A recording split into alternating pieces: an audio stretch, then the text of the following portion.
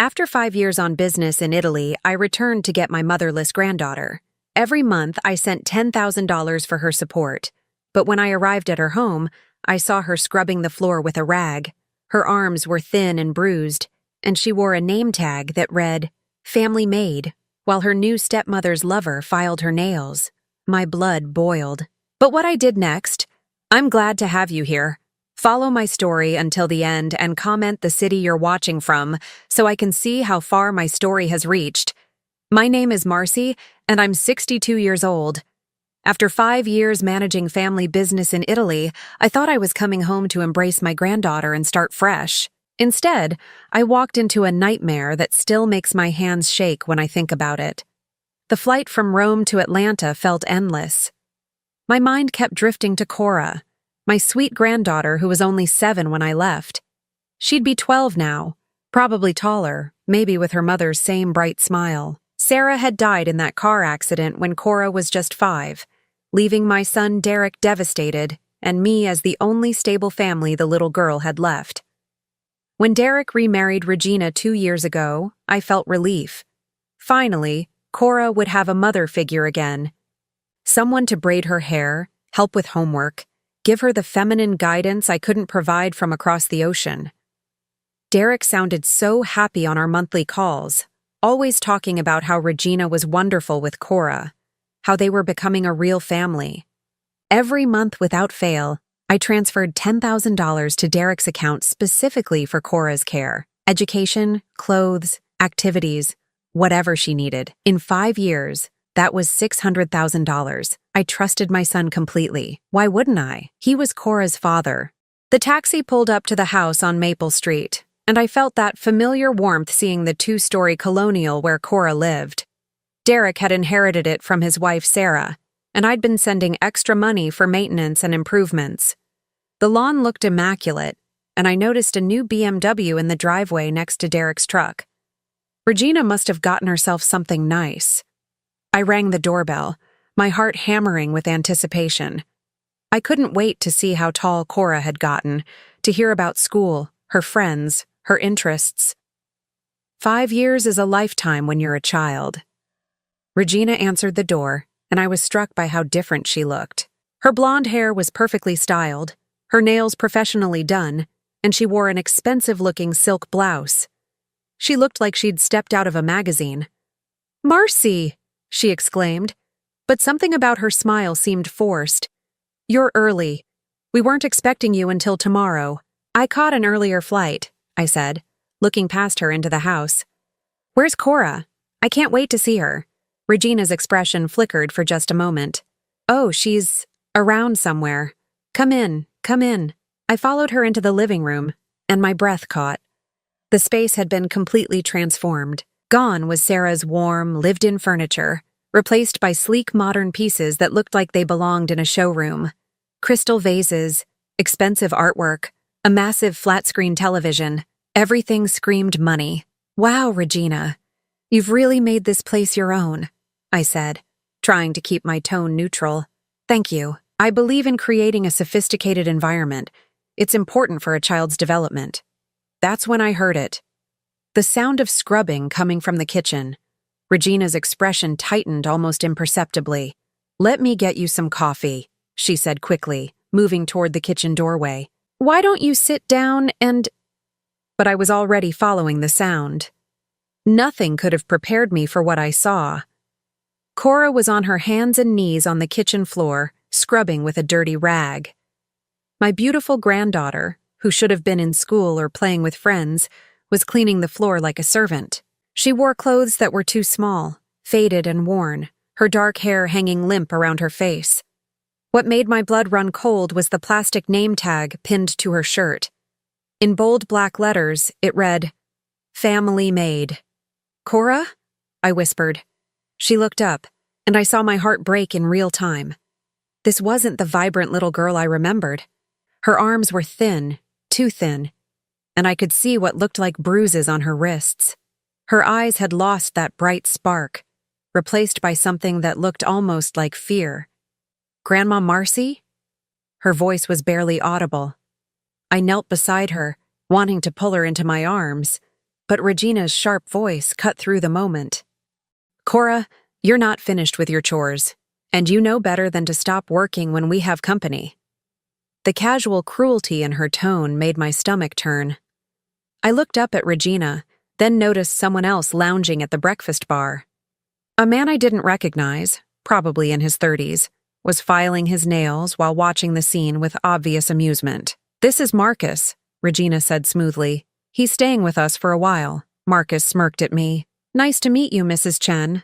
Regina's told me all about you." His eyes flicked to Cora, scrubbing the floor. "Love what you've done with the place.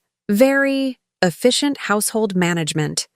I felt like I was going to be sick. "Cora, sweetheart, why aren't you in school?" Regina answered before Cora could speak. "She's been having some behavioral issues. Homeschooling is more appropriate right now." Behavioral issues? I looked at this child who was scrubbing a floor that already looked spotless. "What kind of behavioral issues?" "She's been very difficult lately. Ungrateful. Defiant. Sometimes children need structure to learn respect." I watched as Cora flinched at the word defiant. This wasn't structure. This was something else entirely. "Cora, baby, come here and give your grandmother a hug." "She needs to finish her work first," Regina said firmly. "Cora understands that chores come before socializing. Don't you, Cora?" My granddaughter nodded silently, not meeting my eyes. The name tag on her chest caught the light, and I felt rage building in my chest like a physical thing. "Where's Derek?" I asked, my voice carefully controlled. "He's at work. He'll be home around 6. Regina checked an expensive watch on her wrist. "He's been working very hard lately. We've had some additional expenses." "I bet you have," I thought, looking around at the expensive renovations.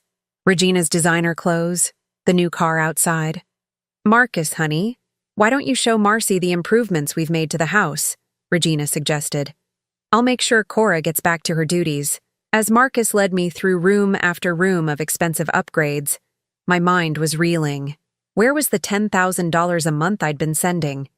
Every room had been professionally decorated, new furniture, new fixtures. The master bedroom had a walk-in closet full of designer clothes and shoes that could have fed a family for months. "Regina has excellent taste," Marcus was saying. "She really knows how to make a house into a home." I nodded absently, but all I could think about was Cora on that kitchen floor, wearing a name tag that labeled her as a servant in her own home. When we returned to the living room, Cora was nowhere to be seen. "Where is she?" I asked. "Cleaning the bathrooms upstairs?" Regina replied casually, settling onto the expensive sofa. "She has a full schedule of responsibilities. It keeps her busy and out of trouble." "She's 12 years old. Almost 13, actually. Old enough to contribute to the household. I believe in teaching children the value of hard work." I stared at this woman who was supposed to be caring for my granddaughter with my money, who was treating her like unpaid help while living in luxury. The rage I felt was unlike anything I'd ever experienced. "I'd like to see her room," I said. Something flickered in Regina's eyes. "Of course. Though I should warn you, we've had to make some adjustments to her living situation due to her behavior." She led me upstairs to what used to be Sarah's craft room, a small space at the end of the hall. Inside was a narrow twin bed, a small dresser and nothing else. No decorations, no personal items, no signs that a child lived here. "This is where Cora sleeps?" "She's more comfortable with less stimulation. Too many possessions can be overwhelming for a child with her particular needs." "What needs?" Regina's smile was cold. "Cora has always been a challenging child, Marcy. Sarah spoiled her terribly before she died. We're helping her develop better habits." I thought about the money I'd been sending. $600,000 over 5 years. Money that was supposed to give Cora everything she needed, not pay for Regina's lifestyle while my granddaughter lived like Cinderella. "I think I'll wait for Derek to get home," I said, my voice tight with controlled anger. "Of course, though I should mention that Derek has been very supportive of our approach with Cora. He understands that sometimes tough love is necessary." As I sat in that expensively decorated living room, listening to the sounds of my 12-year-old granddaughter scrubbing bathrooms somewhere upstairs, I realized that coming home after 5 years had revealed something far worse than I'd ever imagined. The little girl I'd been supporting from across the ocean wasn't living the comfortable life I'd envisioned. She was living as a prisoner in her own home, while the woman who was supposed to protect her lived like a queen on my money. But Regina had made one crucial mistake. She'd underestimated exactly what a grandmother would do when she discovered her granddaughter was being treated like a slave. The war was just beginning, and Regina had no idea who she was really fighting.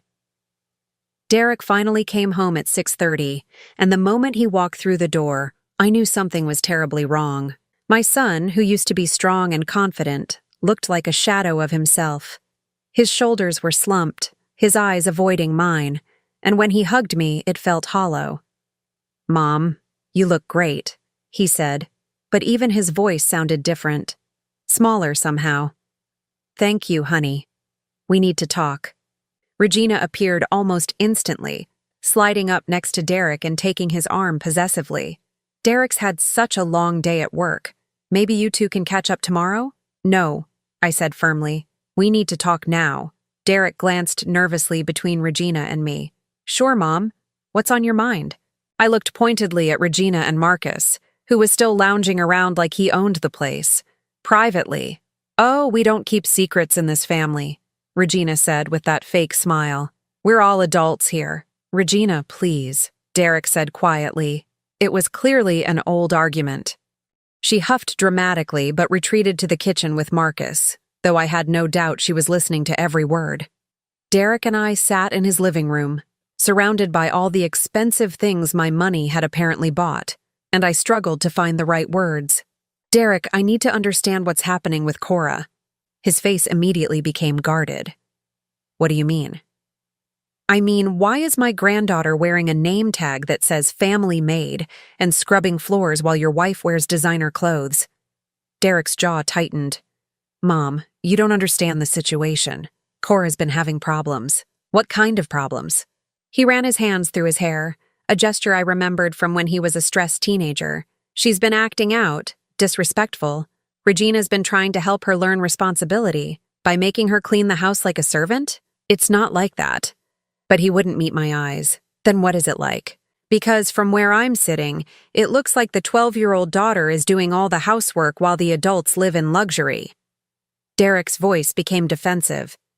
"Regina works very hard to keep this household running. Cora needs to learn that she's part of a family, not the center of the universe like Sarah used to treat her." The way he talked about his late wife, Cora's mother, made my skin crawl. Sarah treated her like a beloved daughter, because that's what she was. Sarah spoiled her rotten. Cora never learned boundaries, never learned respect. Since Regina came into our lives, we've been trying to fix that. I stared at my son, wondering when he'd become this stranger. Fix what exactly? She's a child, Derek. She's supposed to be in school, playing with friends, not scrubbing your floors. She is in school. Regina homeschools her. And where exactly does this homeschooling happen? Derek hesitated. Regina has a structured program. I haven't seen any books, any school materials, any indication that learning is happening in this house. From the kitchen came the sound of Regina's laughter, sharp and artificial. Derek glanced toward the sound nervously. "Derek, I've been sending you $10,000 every month for 5 years. Where has that money gone?" "It goes toward Cora's care, just like we agreed." "Her care?" I gestured around the opulent living room. "This furniture costs more than most people make in a year. That car outside, Regina's clothes, this whole renovation, that's where my money went, isn't it? Mom, maintaining a home is expensive. Don't lie to me." My voice was sharper than I intended. "I've sent you $600,000 to take care of Cora, and I find her living like a servant while everyone else lives like royalty." Derek stood up abruptly, pacing to the window. "You don't understand how hard this has been. Raising someone else's daughter, dealing with her behavioral issues, trying to blend a family. Regina gave up her career to be a mother to Cora." "Whose daughter?" The words came out like ice. "Derek, Cora is your daughter. Sarah was your wife." "Sarah's gone!" The words exploded out of him, raw and painful. "She's been gone for 7 years, Mom. Regina is here now. Regina is my wife, and she's trying to help Cora become a productive member of this family instead of a spoiled brat who thinks the world owes her something." I felt like I'd been slapped. A spoiled brat? Derek. She was 7 years old when I left. What could she possibly have done that justified treating her like this? Before Derek could answer, Regina appeared in the doorway with Marcus right behind her. I couldn't help but overhear, she said, though she didn't look the least bit apologetic. Marcy, I think there's been some misunderstanding about Cora's situation. Really? Then please, enlighten me. Regina settled gracefully into the chair across from me, every movement calculated. Cora has some serious behavioral problems that developed after Sarah died. She became destructive, disrespectful, violent even. She would throw screaming fits, break things, hit other children at school. I looked at Derek. Is this true? He nodded reluctantly. She was acting out pretty badly. The school called us multiple times. She was grieving, I said. She lost her mother. Of course she was acting out. For 7 years? Regina's voice was smooth as silk. Marcy, I know this is hard to hear, but Cora has never adjusted properly to her mother's death. She became manipulative, using her grief to get out of responsibilities. She would lie constantly, steal things, even hurt herself to get attention. My heart was pounding. None of this sounded like the sweet little girl I remembered. I don't believe you. Regina pulled out her phone and scrolled through it. Here, look at these pictures. She showed me photos of broken dishes, torn books, what looked like marker scribbled on walls. This is just from last month, and here, she scrolled to more photos. These are the bruises she gave me when I tried to take away her phone for misbehaving. The photos showed Regina's arms with what looked like finger marks and scratches. She did this? She has serious anger issues, Regina said sadly. We've had to be very firm with her boundaries. The chores aren't punishment, they're therapy. Structure helps her feel secure and teaches her that actions have consequences. I felt like the ground was shifting under me. Could I have been wrong? Could the child I saw scrubbing floors actually be a troubled teenager who needed this kind of strict discipline? The name tag, I said weakly. That was her idea, Regina said. She said she wanted to contribute to the family, so we gave her responsibilities that matched her ability level. She actually takes pride in keeping the house clean. Derek nodded. Mom, I know it looks harsh from the outside, but Regina has really helped Cora improve. She's much calmer now, more respectful. What about school? Her education? I'm certified in early childhood education, Regina said smoothly. Cora learns much better in a controlled environment than she did in public school, where she was constantly getting into fights and disrupting other children's learning. I sat there trying to process all of this information. It contradicted everything I thought I knew, everything my instincts were telling me. But Regina sounded so convincing, and Derek was backing up everything she said. I'd like to talk to Cora, I said finally. Of course, but I should warn you. She's learned to manipulate adults by playing the victim. She might tell you stories designed to make you feel sorry for her. Regina called upstairs. Cora, come down here, please. My granddaughter appeared at the top of the stairs, moving slowly and carefully. She'd changed clothes but still looked thin and tired. Yes, ma'am? Ma'am. She called Regina ma'am. Your grandmother wants to talk with you. Cora came down and perched on the edge of the sofa, hands folded in her lap, eyes down. Everything about her body language screamed caution. Cora, sweetheart, how are you doing? I asked gently. She glanced quickly at Regina before answering. I'm fine, Grandma Marcy. Are you happy here? Another quick glance at Regina. Yes, ma'am. Tell your grandmother about your chores, Regina prompted. I help keep the house clean, Cora said in a flat voice. Regina says it's important to contribute to the family. And do you like homeschooling? Yes, ma'am. I'm learning a lot. Every answer was what Regina wanted to hear, delivered in a voice devoid of any real emotion. This wasn't the spirited child I remembered, but then again, she'd been through a lot. Maybe she really had become someone I didn't recognize. Cora, why don't you show your grandmother your room? Regina suggested. We went upstairs to the sparse little space I'd seen earlier. Cora stood in the doorway while I looked around. This is nice, I lied, trying to get some reaction from her. Yes, ma'am.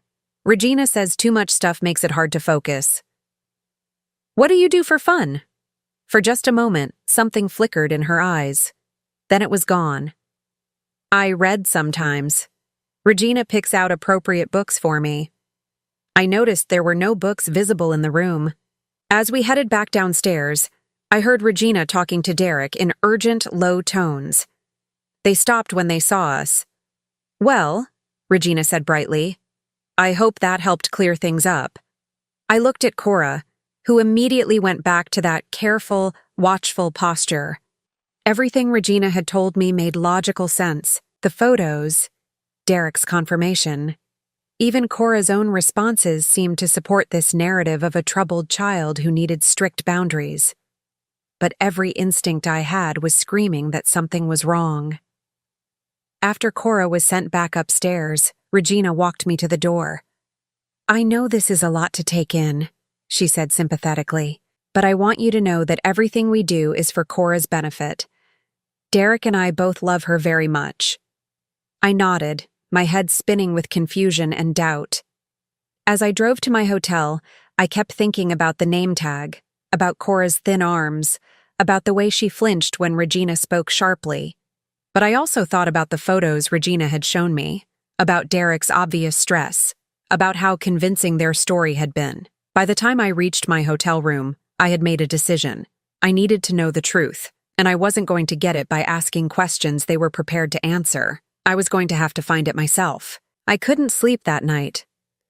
Every time I closed my eyes, I saw Cora's thin face, the way she flinched when Regina spoke, the careful way she held herself like she was afraid of taking up too much space. Something was wrong, and I was going to find out what. The next morning, I drove to the local library and spent 3 hours researching Regina Walsh before she became Regina Chen. What I found made my blood run cold. Regina had been married twice before Derek.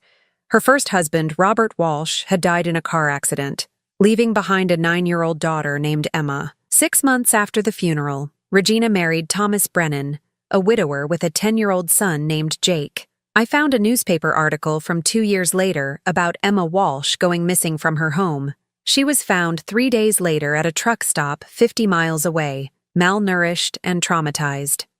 When questioned, she told authorities that her stepmother had been making her sleep in the garage and work as household help for paying guests. The case was quietly settled out of court. Regina and Thomas divorced shortly after, and she received a substantial settlement.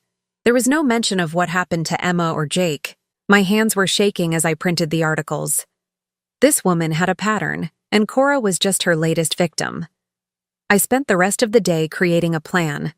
I couldn't just march into their house and demand answers. Regina had already shown me how good she was at manipulation, how she could make her story sound completely reasonable. I needed evidence, real proof of what was happening. First, I called an old friend from my business days, Patricia, who worked for a private investigation firm. "Marcy, good to hear from you," she said warmly. "How's retirement treating you?" "I need a favor, Pat, a big one." I explained the situation, and Patricia's voice became deadly serious.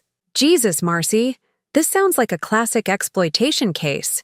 What do you need?" "Surveillance equipment. Something small, undetectable.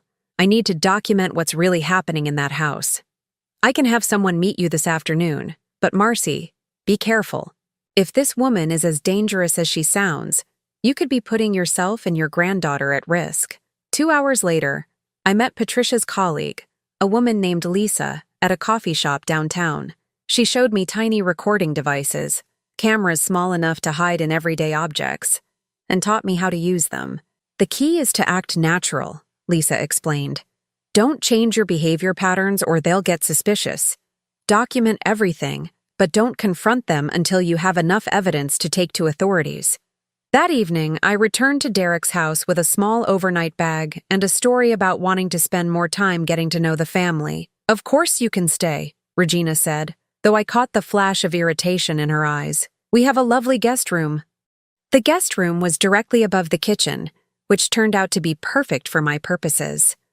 Over the next 3 days, I documented everything. I watched through the tiny camera I'd hidden in the living room as Regina made Cora scrub the floors again, even though they were already spotless. When Cora missed a spot, Regina made her start over from the beginning. I recorded audio of Regina telling Cora that she was worthless, just like her dead mother, when the girl accidentally dropped a dish. I documented Regina forcing Cora to stand in the corner for 2 hours because she'd asked for a glass of water during work time. But the worst discovery came on my 3rd night there. I'd placed a small recording device in the kitchen, hidden inside what looked like a decorative magnet on the refrigerator. Around midnight, I heard voices and crept to the top of the stairs to listen. Regina was on the phone with someone, her voice low but carrying clearly in the quiet house. "No, she's too young for that kind of work," Regina was saying. "But she's perfect for daytime cleaning jobs. Very obedient, won't cause any trouble. $50 an hour, minimum 4-hour bookings." My heart stopped. She was talking about Cora. "The Chen family has excellent references," Regina continued. "The child is well-trained and discreet. Your friends won't have any complaints." I gripped the stair railing so hard my knuckles went white. Regina wasn't just making Cora work as a servant in her own home. She was lending her out to other people. The conversation continued for another 10 minutes, with Regina discussing scheduling and rates like she was running a business.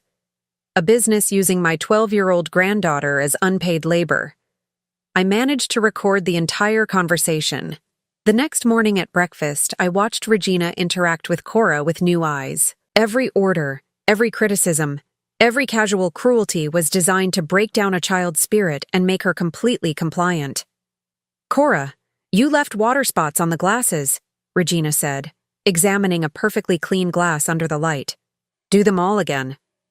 Cora nodded without protest and began rewashing every glass in the cabinet. "Regina," I said carefully, "maybe I could help Cora with the dishes? Spend some grandmother-granddaughter time together?" "Oh, that's sweet of you, but Cora needs to learn responsibility. If we help her with her chores, she'll never develop a proper work ethic." Derek nodded in agreement. "Regina's right, Mom." Cora's come so far with her behavior since Regina started the structure program. Structure program.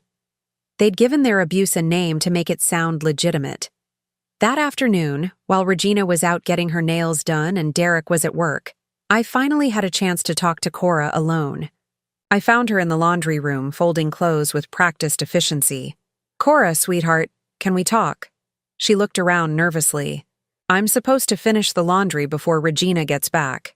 "I'll help you finish. We can talk while we work." For a few minutes, we folded clothes in silence. Then I said quietly, "Cora, I want you to know that you can tell me anything. I'm your grandmother, and I love you no matter what." Her hands stilled on a towel. "Regina says you might try to fill my head with nonsense, that some adults lie to children to make them misbehave. What do you think?" "Do you think I would lie to you?" She looked at me with those 2 old eyes. "I don't know anymore. Regina says lots of things about what people really think about me." "What kind of things?" Cora glanced toward the door again. "She says everyone knows I'm the kind of kid who causes trouble. That's why I can't go to regular school anymore. The teachers complained about me too much." "Cora, do you remember your mother? Do you remember how she treated you?" Something flickered in her face. A brief moment of real emotion before the careful mask slipped back into place. "Regina says I remember wrong. That Mommy was sick and that's why she let me get away with being bad all the time. What do you remember?" "I remember." Her voice was barely a whisper.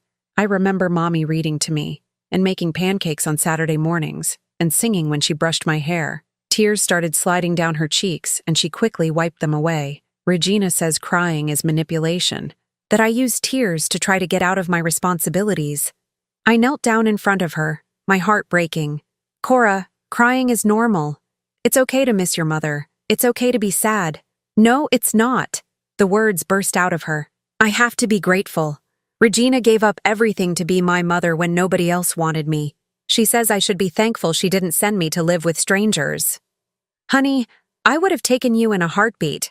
I wanted you to come live with me, but your father said you were better off with him and Regina." Cora stared at me. "You wanted me?" "Of course I wanted you. You're my granddaughter. I love you."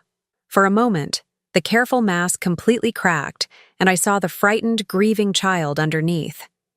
But then we heard a car door slam outside, and Cora immediately went rigid. "Regina's back," she whispered. "I have to finish the laundry.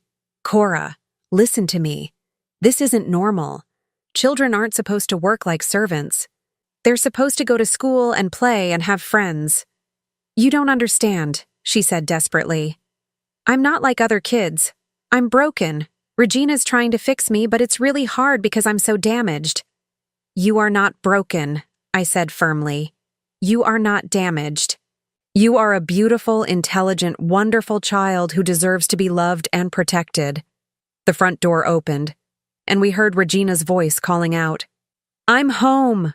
Cora, where are you?" Cora's face went pale. "If she finds out we talked like this, she'll be so angry. Please don't tell her what I said." I helped her quickly finish folding the clothes, my mind racing. This child had been so thoroughly manipulated that she believed she deserved this treatment. Regina had convinced her that love meant servitude, that she was fundamentally flawed and should be grateful for any attention at all. That night, I lay in the guest bed listening to the house settle around me and planned my next move.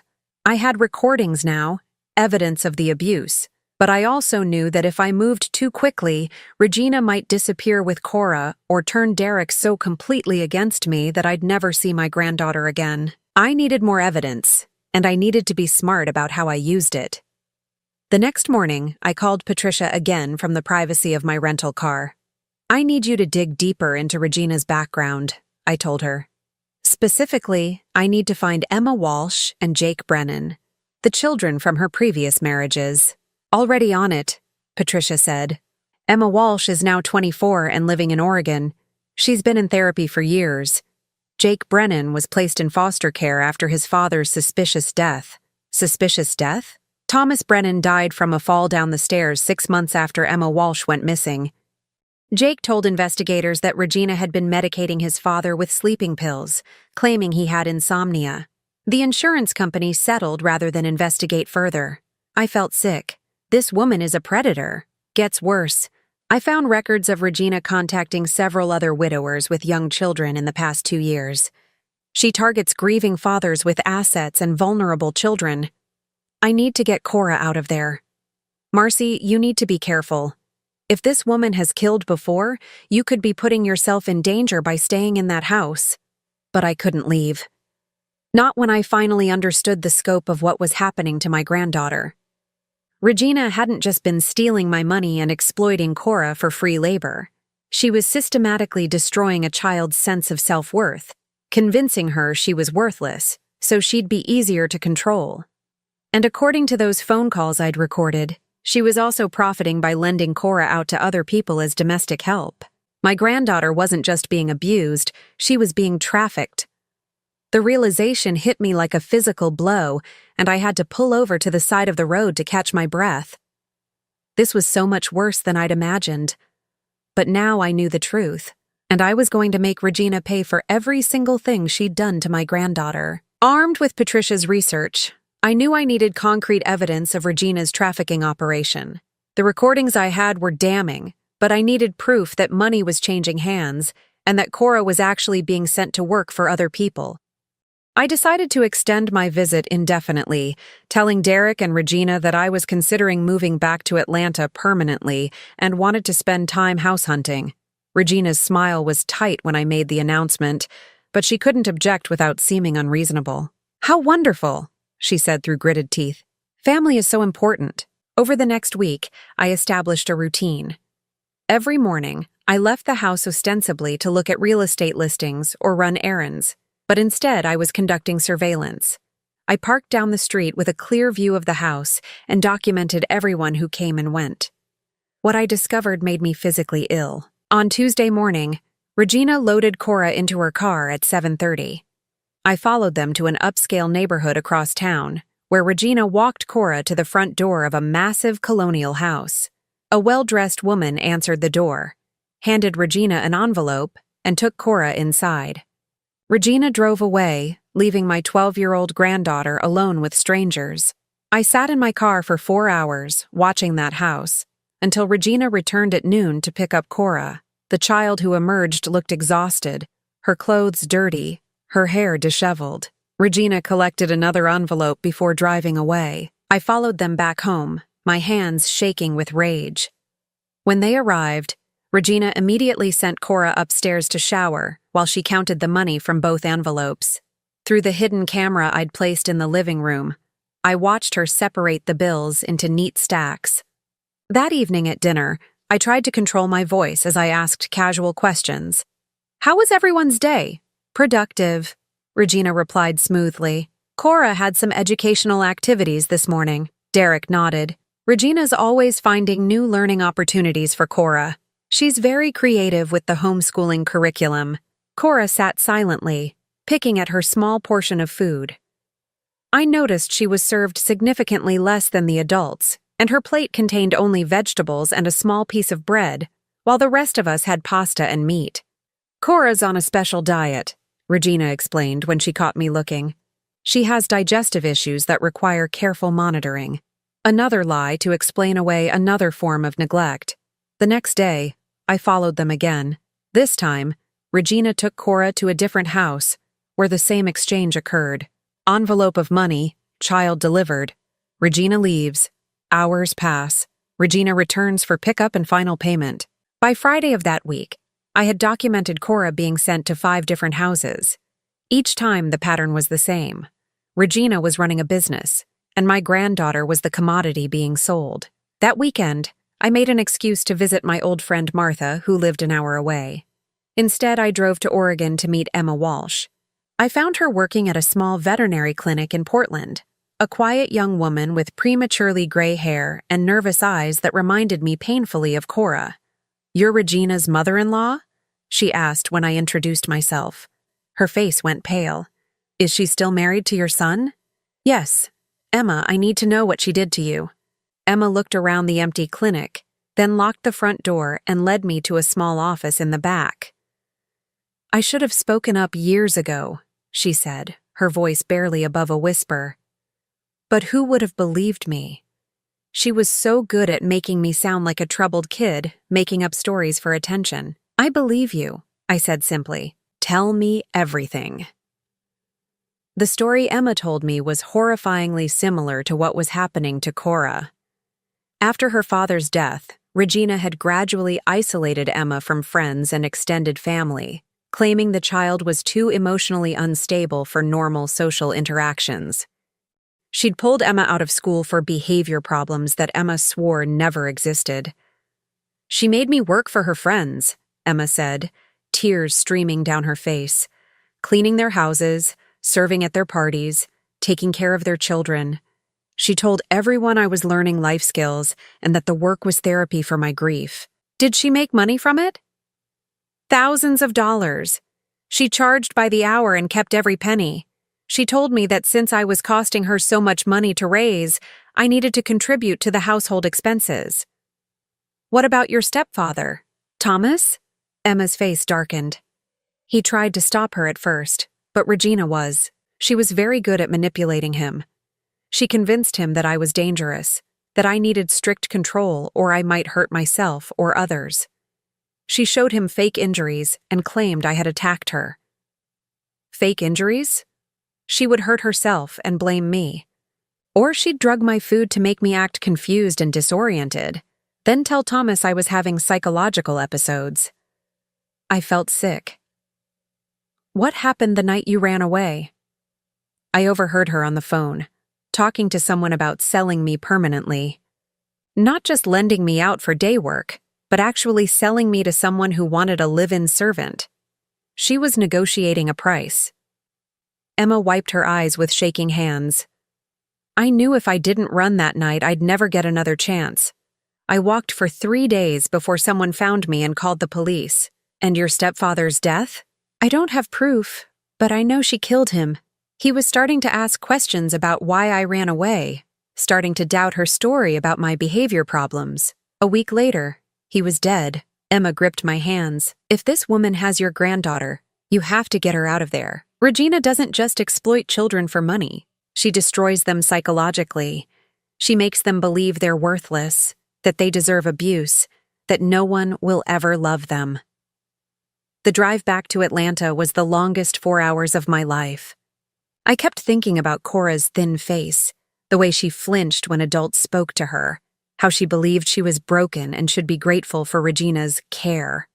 When I arrived back at Derek's house that evening, I found the family in the living room watching television. Cora was sitting on the floor, polishing Regina's shoes while the adults relaxed on the couch. "How was your visit with Martha?" Derek asked. "Enlightening," I said, watching Regina carefully. "Very enlightening." Something in my tone made Regina look at me sharply, but I kept my expression neutral. That night, I called Patricia with my update. "Emma's testimony combined with your recordings should be enough for the authorities," she said. "But Marcy, you need to be extremely careful. If Regina suspects you know the truth, she might disappear with Cora before you can stop her. What's the legal process? How do I get Cora away from them? Child Protective Services will need to investigate first. With your evidence, they should be able to get an emergency removal order. But these things take time, and Regina could fight it if she's prepared. I need to move fast." "There's something else you should know. I tracked down Jake Brennan. He's in a group home for traumatized children in Arizona.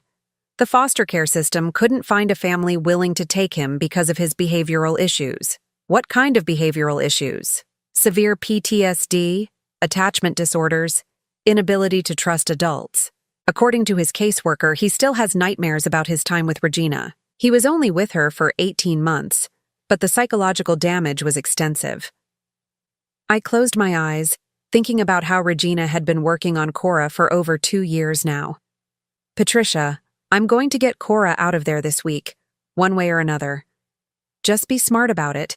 This woman is dangerous, and she's already proven she'll kill to protect her secrets." After I hung up, I sat in my hotel room and made a plan. I couldn't wait for the legal system to slowly grind through the process. Every day Cora stayed in that house was another day of psychological damage. Another day Regina was profiting from her exploitation. But I also couldn't just grab Cora and run. That would make me the kidnapper in the eyes of the law, and Regina would use it to paint me as an unstable grandmother trying to steal a child. I needed Regina to make a mistake. I needed her to reveal herself in a way that even Derek couldn't ignore or excuse. The next morning, I returned to the house with a new strategy. It was time to stop pretending I believed their lies. "I've been thinking," I announced at breakfast. "Since I'm planning to move back to Atlanta, I'd like to set up a college fund for Cora, a substantial one." Regina's eyes lit up with greed. "How substantial?" "I was thinking around $200,000 to start." Derek nearly choked on his coffee. "Mom, that's incredibly generous, but she'd need to be enrolled in a real school to be eligible," I continued smoothly. "The fund requires academic transcripts and standardized test scores." Regina's smile faltered. "Well, homeschooling doesn't really work that way." "Oh, but it can. I've done some research. There are state requirements for homeschooled children that include regular testing and documentation. I'd be happy to help Cora get caught up on anything she might have missed." I watched Regina's face cycle through emotions as she calculated the risks and benefits.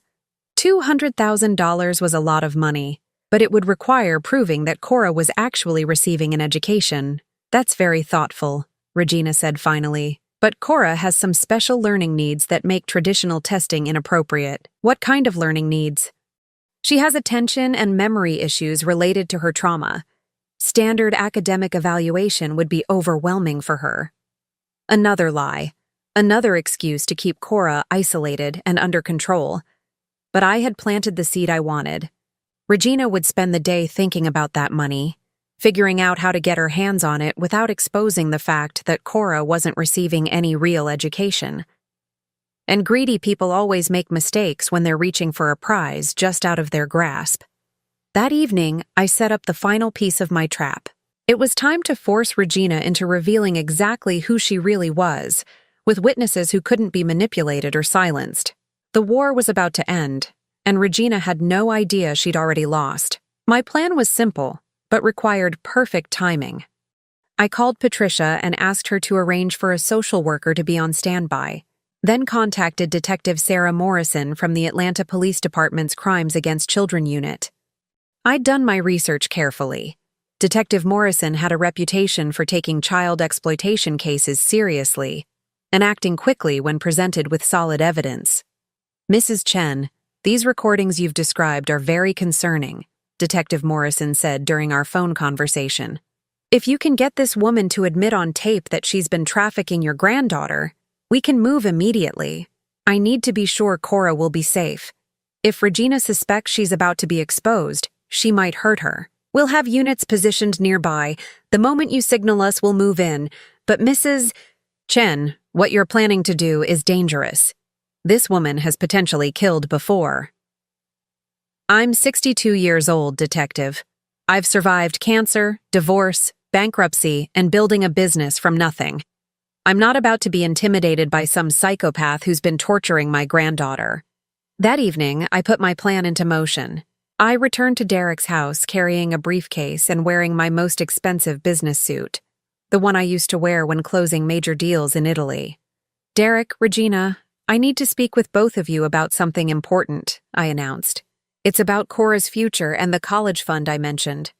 We sat in the living room while Cora was upstairs supposedly doing homework. I opened my briefcase and pulled out official-looking documents I'd had prepared. I've spoken with my financial advisor, and we can actually do much better than $200,000, I began. I'm prepared to establish a trust fund of $500,000 for Cora's education and future. Regina's eyes went wide. Derek looked stunned. Mom, that's incredible. But you don't need to— I want to, I said firmly. But there are conditions, legal conditions that protect both Cora and the money. I spread the documents on the coffee table. The trust requires that Cora be enrolled in an accredited educational program within 30 days. It also requires annual wellness checks by a court-appointed guardian to ensure the funds are being used appropriately. Regina leaned forward, studying the papers. I could see her calculating, trying to find a way around the requirements. What exactly does wellness checks mean? She asked. A social worker would visit annually to assess Cora's living situation, educational progress, and general well-being. Standard procedure for large educational trusts involving minors. That seems rather invasive, Regina said carefully. It's designed to protect children from having their trust funds misused by guardians, I replied, watching her closely. Surely that's not a concern here. Derek was reading through the documents. Mom, this is amazing, but $500,000. How can you afford this? The business in Italy was very profitable. I've decided I want to spend my money on family while I'm still here to see it make a difference. Regina was quiet for a long moment, and I could see the internal struggle playing out on her face. $500,000 was a massive temptation, but the oversight requirements would expose everything she'd been doing. There is one other option, I said casually, as if the idea had just occurred to me. If the educational and oversight requirements are too complicated, I could simply give you the money directly. Cash payment for excellent care of my granddaughter over the years. Regina's head snapped up. Cash payment? Well, you've been providing round-the-clock care for Cora, essentially sacrificing your career to be a full-time mother. That has significant monetary value. I could see the greed lighting up her eyes. Here was a way to get the money without any oversight or requirements. How much were you thinking? Derek asked, though I could tell he was uncomfortable with the idea.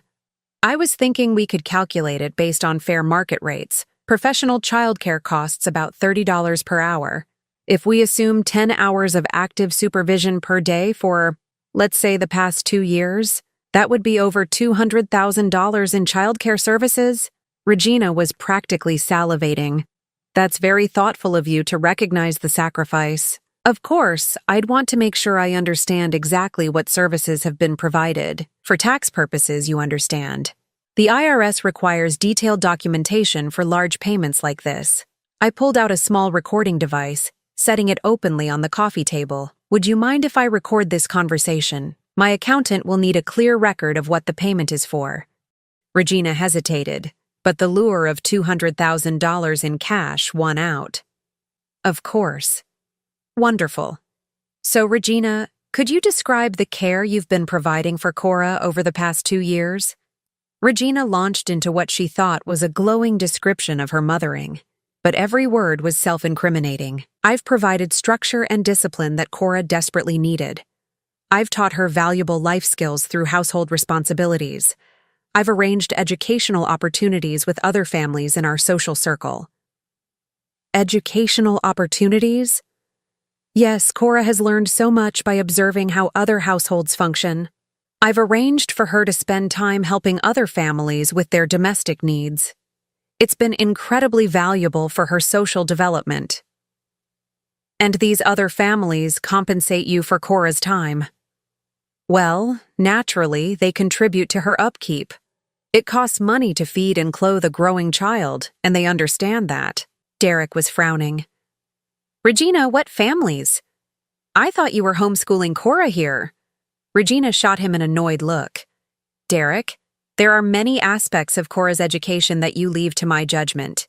You're always so busy with work. How much do these families typically contribute? I asked, keeping my voice neutral. It varies. Anywhere from $50 to $100 per session, depending on the scope of Cora's responsibilities. Sessions? Yes, usually 4 to 6 hour periods where Cora assists with cleaning, organization, childcare support. It's wonderful practical experience for her. Derek was looking increasingly uncomfortable. Regina, are you saying that other families pay you for Cora to work in their houses? It's not work, it's education, Regina snapped. Cora is learning valuable life skills that will serve her well as an adult. I pressed further. And how often do these educational sessions occur? 3 to 4 times per week. Sometimes more if there's high demand. High demand for Cora specifically? Regina's smile was predatory. Cora has developed an excellent reputation among our social circle. She's very obedient and thorough in her tasks. Derek stood up abruptly. Regina, you're talking about sending my daughter to work as a maid for your friends. Don't be ridiculous, Derek. Everything I do is for Cora's benefit. She's learning responsibility and contributing to the household expenses. It's much better than letting her sit around feeling sorry for herself. Contributing to household expenses? Derek's voice was rising. She's 12 years old. Regina's careful facade was beginning to crack. Derek, you have no idea how difficult it's been raising your daughter. She required extensive behavior modification when I came into this family. The structure I've provided has transformed her from a spoiled, destructive child into a productive member of society. Productive? Derek looked sick. You mean profitable. Don't take that tone with me, Regina snarled. I've sacrificed my entire life to fix your broken daughter. The least she can do is contribute to her own upkeep instead of being a constant drain on our resources. The mask was completely off now. The sweet, caring stepmother had vanished, replaced by the cold, calculating predator underneath. I kept the recorder running as Regina continued to rant, each word providing more evidence of child exploitation and abuse. Furthermore, Cora should be grateful for the opportunities I've provided. Do you know how many children would love to have the structure and purpose I've given her? She was headed for juvenile detention or worse before I intervened. By making her scrub floors and work as unpaid labor for your friends, I asked quietly. By teaching her that the world doesn't owe her anything just because her mother died. By showing her that respect and comfort must be earned through hard work and obedience. Derek was staring at his wife like he'd never seen her before. Regina, my God, what have you done? I've saved this family from financial ruin, Regina shouted. Do you think your salary alone could maintain this lifestyle? Do you think money just appears out of nowhere? Cora's contributions have paid for every improvement to this house, every luxury we enjoy. Contributions, I repeated. You mean the money other people pay you for access to my granddaughter. She's not your granddaughter anymore. Regina spun on me, her face twisted with rage. You abandoned this family for 5 years. You don't get to waltz back in here and judge how we've managed without you. I sent $10,000 every month for her care. And every penny went to her care. Food, shelter, clothing, medical expenses, education. Do you have any idea how expensive it is to raise a child properly? Then why does she sleep in a closet-sized room with no belongings while you live in luxury? Because she hasn't earned anything better. Everything in this house belongs to me and Derek. Cora gets exactly what she deserves based on her behavior and contribution. The recording device captured every damning word as Regina revealed her true beliefs about children, money, and exploitation. Finally, I asked the question that would seal her fate. Regina, over the past 2 years, approximately how much money have you received from other families for Cora's educational services? Regina was so angry now that she answered without thinking. Between $15,000 and $20,000, money that was desperately needed to maintain this household and provide for Cora's needs. The room fell silent except for the soft whirring of the recorder. Derek sank back into his chair, his face white. $20,000. You've been selling my daughter's labor and keeping the money. I've been managing this family's finances in ways you're apparently too naive to understand. Regina shot back. Someone had to make hard decisions while you buried your head in the sand. That's when I played my ace. Derek, there's something else you need to know about your wife. I pulled out the newspaper articles Patricia had found about Regina's previous marriages, about Emma Walsh's disappearance, about Thomas Brennan's suspicious death. Regina has done this before, to other children in other families. She's a predator who targets widowed fathers and vulnerable children. Derek read the articles with growing horror while Regina stood frozen, realizing that her past had finally caught up with her. You're lying, she whispered, but there was no conviction in her voice. Emma Walsh is 24 years old now and living in Oregon, I said calmly. She's been in therapy for years dealing with the trauma you inflicted on her. Jake Brennan is in a group home in Arizona because the psychological damage you did to him was so severe that no family would take him. Derek looked up from the articles, his face a mask of disgust and betrayal. You killed Thomas Brennan. That's ridiculous. He fell down the stairs, after you'd been drugging him with sleeping pills, just like you've probably been drugging me.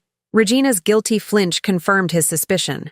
Derek stood up slowly, and I could see something fundamental shift in his expression. The man who had been completely under Regina's control was finally seeing her for what she really was. Get out, he said quietly. Derek, you're being manipulated. Get out. His voice exploded through the house. Get out of my house and away from my daughter, you sick, twisted monster. Regina's composure cracked completely. You'll regret this, Derek. Without me, you'll lose everything. Cora will destroy you just like she destroyed Sarah. My wife died in a car accident. Your wife died because she was distracted by that demanding little brat. Cora killed her own mother, and she'll destroy you too if you don't maintain control. The cruelty and manipulation in those words hit Derek like a physical blow. I watched years of psychological manipulation crumble as he finally understood what Regina had been doing to both him and Cora. You have 10 minutes to pack your things and leave, he said, his voice deadly calm. If you're not gone by then, I'm calling the police. But I was already reaching for my phone. Detective Morrison? It's time. Regina's face went white as she realized she'd walked directly into a trap. Within minutes, police cars were pulling into the driveway, and Detective Morrison was placing Regina under arrest for child exploitation and trafficking. As they led her away in handcuffs, she screamed back at the house. You'll never be able to handle her. She's damaged goods. Nobody wants a broken child. But her words bounced harmlessly off the walls of a house where she no longer had any power. The nightmare was finally over. 6 months later, I stood in the kitchen of my new home in Savannah, Georgia, watching Cora help me prepare Sunday dinner. She was still thin, but her arms no longer bore bruises, and her smile was beginning to return. Real laughter had replaced the careful silence that used to follow her everywhere. Grandma Marcy, did I put enough oregano in the sauce? She asked, stirring the pot with careful concentration. Let me taste it, I said, dipping a spoon into the rich tomato mixture. Perfect. You're becoming quite the chef. Cora beamed with genuine pride, the kind of pride that comes from accomplishment rather than fear-based compliance. It had taken months to help her understand the difference between the two. The legal proceedings had moved swiftly once Detective Morrison had my recordings and Emma Walsh's testimony. Regina was convicted of child trafficking, exploitation, and fraud. She received 15 years in prison with no possibility of parole for 8 years. Her assets were seized to compensate her victims, though Emma, Jake, and Cora would never fully recover from the psychological damage she'd inflicted. Derek had been devastated by the revelations about his wife, but his horror at what had been done to Cora galvanized him into action. He'd voluntarily surrendered custody to me while he underwent therapy to understand how he'd been so completely manipulated. Our relationship was still fragile, but he was working to rebuild trust with his daughter.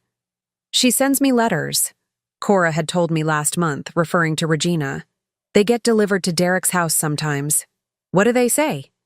That she misses me, that she's sorry, that if I could just visit her once, she could explain everything.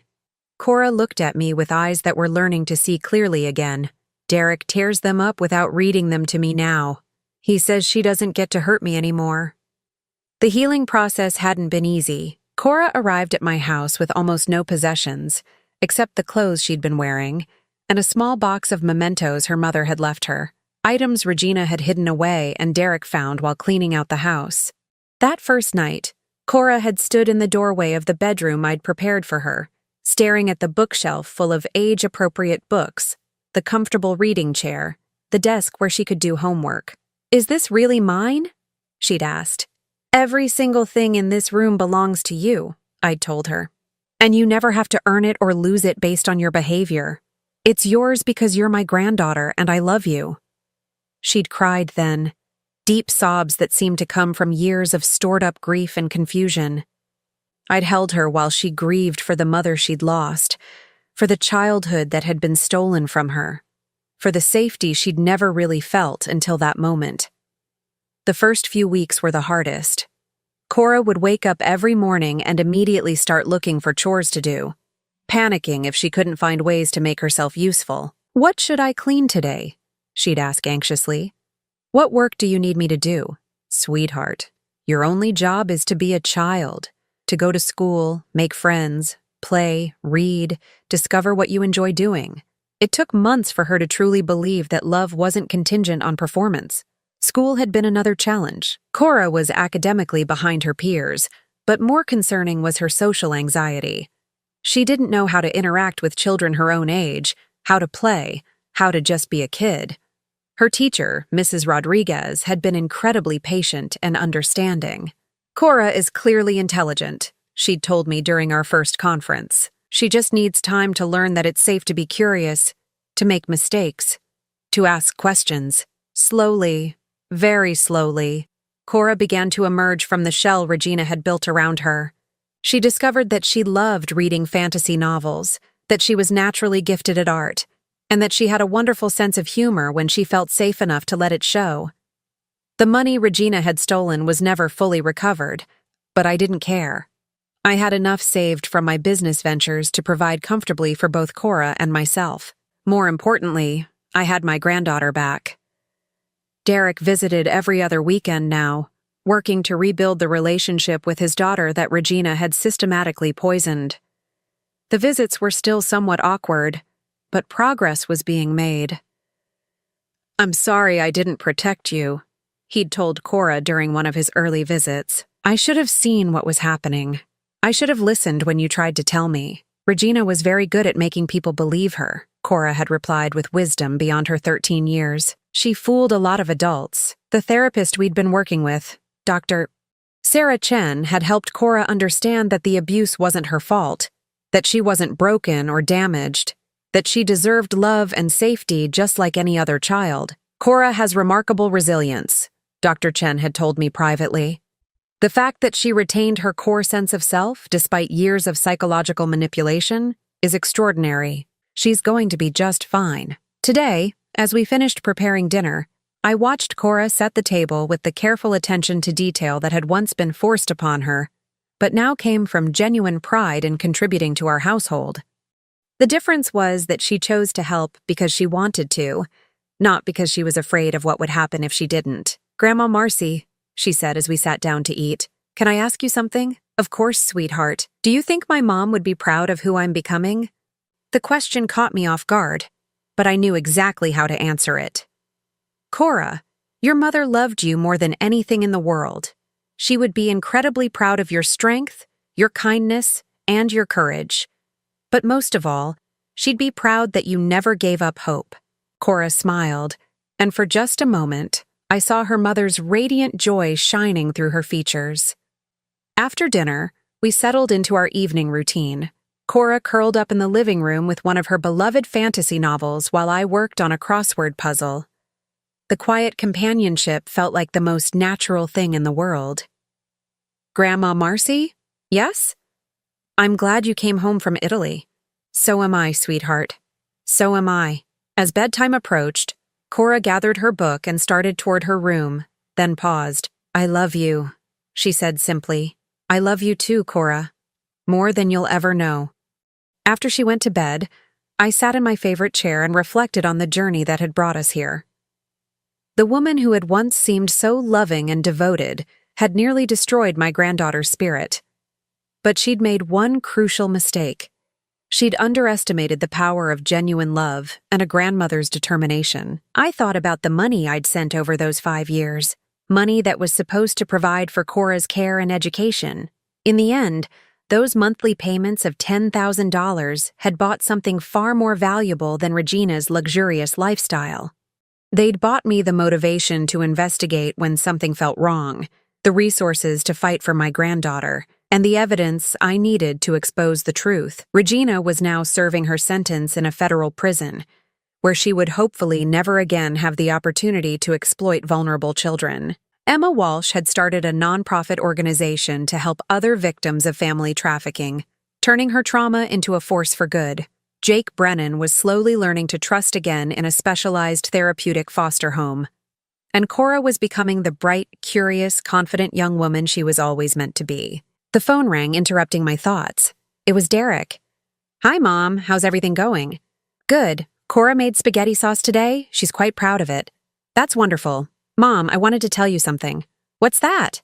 "I've been thinking about what you said months ago, about how Regina targeted me because I was vulnerable and had assets.